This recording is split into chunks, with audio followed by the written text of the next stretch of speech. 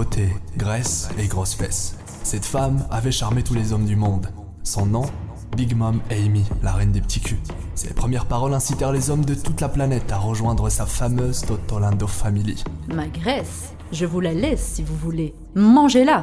Je l'ai laissée quelque part dans ce monde. Ah non, en fait c'est dans mon ventre. Tous se lancèrent alors à l'aventure, souhaitant rejoindre l'équipage des petits culs. Depuis, le monde entier connut alors une grande vague d'obésité. D'après certaines légendes, lorsqu'il eut 10 000 abonnés, une lueur illumina sa face et l'on vit alors enfin le véritable visage de Mama. Hello les petits culs. Aujourd'hui on se retrouve pour parler du chapitre 969. Et franchement, Mama s'est mise en colère et c'était pas beau à voir. J'ai qu'une hâte, c'est finir ce flashback même si c'est une véritable pépite d'or. Et retourner au présent pour voir un des Mugiwara ou un des samouraïs lui rendre l'appareil et le tuer. D'ailleurs, activez la grosse cloche parce qu'on parle du mastermind de Wano Kuni dimanche sur la chaîne. Avant de commencer la review, j'aimerais vous rappeler que je suis sur Twitter et Instagram, donc venez me follow les petits culs. Et surtout, si la vidéo vous plaît, montrez-moi la puissance de votre acquis du likement. Et oui, si vous aimez Mama, pourquoi ne pas vous abonner pour faire partie de la Totolando Family? Ici, on accepte tout le monde et on s'amuse tous les jours autour de bonnes confiseries. Le chapitre a pour nom Seigneur stupide. Et on peut déjà en conclure ce qu'il va advenir dans ce chapitre qui m'aura fait vraiment de la peine. Tout commence au château du shogun à la Flower Capital où Oden tente d'attaquer Orochi, mais malheureusement il se fait repousser par le maître de Biwa, un vieux de la famille Kurozumi qui possède le Bari Bari no Mi, le fruit de la barrière, fruit actuellement aux mains de Bartolomeo. Oden, connaissant les fruits du démon suite à son voyage aux côtés de Shirohige et Roger, se voit étonné de les retrouver à Wano Kuni. Le peuple de Wa pensait qu'une fois Oden revenu, il serait à nouveau le shogun du pays et prendrait la place d'Orochi. Cependant, tout ne s'est pas passé comme prévu. Alors qu'Oden en parle avec Orochi pour reprendre sa place, Orochi nous apprend alors que le père d'Oden, Sugiyaki Kozuki, n'avait jamais écrit ce testament et n'était pas celui qui avait nommé Orochi shogun. La vieille qui avait le Mane Mane no Mi en était à l'origine. Oden demande alors ce qu'il en est advenu de son père et demande s'il est réellement mort de maladie. Orochi ne répond pas mais sourit, nous montrant pertinemment qu'il est à l'origine de son décès. Mais pour autant, Oden ne s'est pas révolté. Bien que tout le monde attendait son retour sur le trône, Oden est ressorti faire le bouffon dans la rue littéralement. Il se mit à danser. Cela fit rire les ennemis mais pas le peuple qui commençait à éprouver de la honte et de la haine envers lui car il n'a pas agi comme le peuple souhaitait. Les enfants commençaient à se moquer de lui qui dansait pour récolter de l'argent comme ayant oublié son statut de Kozuki. Mais il n'a rien dit à ses vassaux qui ne comprenaient pas pourquoi ce changement soudain. Il est passé d'un homme en colère contre Orochi à un homme qui lui obéissait au doigt et à l'œil.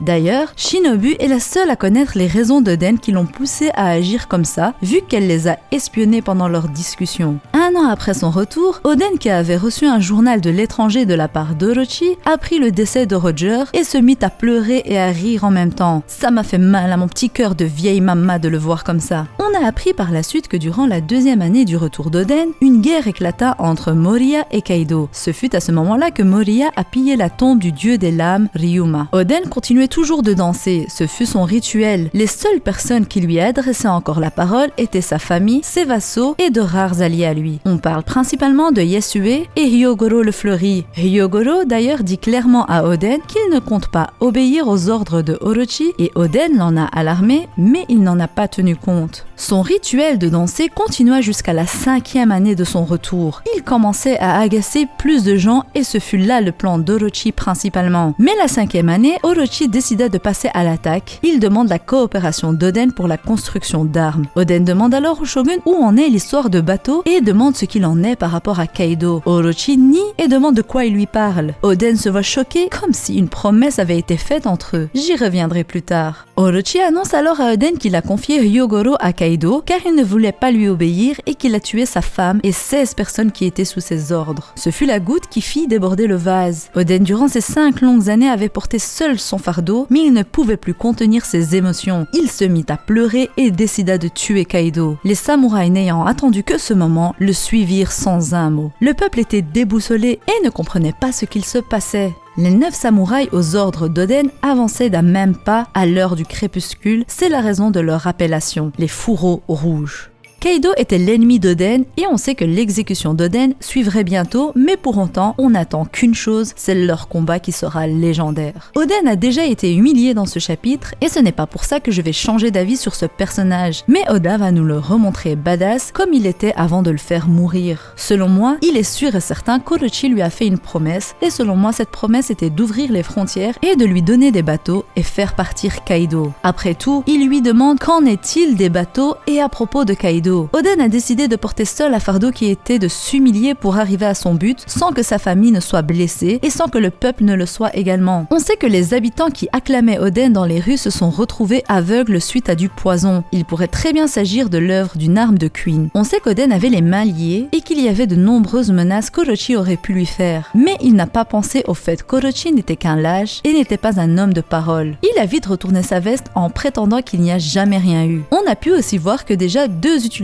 de fruits du démon que l'on connaît sont aux côtés d'Orochi, à savoir l'utilisateur du Bare Bare no Mi et celui du Mane Mane no Mi. Ils ont contribué à la défaite d'Oden et à son humiliation. Et ce serait intéressant de voir Bartolomeo et Bon Clay venir à Wano Kuni pour boucler une boucle. D'ailleurs, j'ai juste envie de revenir sur le Bari Bari no Mi, nous montrant que la barrière peut quand même résister au plus fort. C'était une question que je me posais depuis Dressrosa. Est-ce que la barrière de Bartolomeo est incassable? Et si Oden n'a pas su la briser, je ne pense pas qu'elle puisse être brisée par quelqu'un d'autre, ce qui fait de Bartolomeo un allié de taille, même si on le savait depuis longtemps.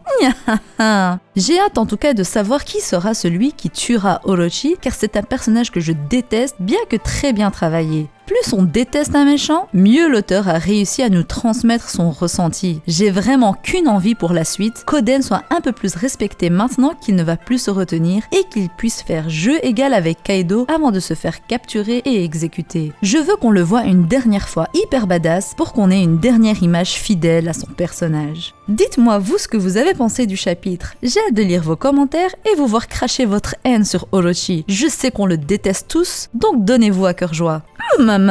C'était tout pour moi. J'espère que la vidéo vous aura plu. Mettez-moi le pouce bleu si c'était le cas avec le haki du likement et activez la grosse cloche. On parle prochainement du traître de Wano Kuni, mais pas que. Et bien sûr, abonnez-vous si ce n'est pas encore fait. Je vous vois avec mon haki de l'observation, mes futurs enfants. Allez, bye bye bande de petits bâtards. Ah oui, j'ai failli oublier. Mama. Ah, bon, ne pas.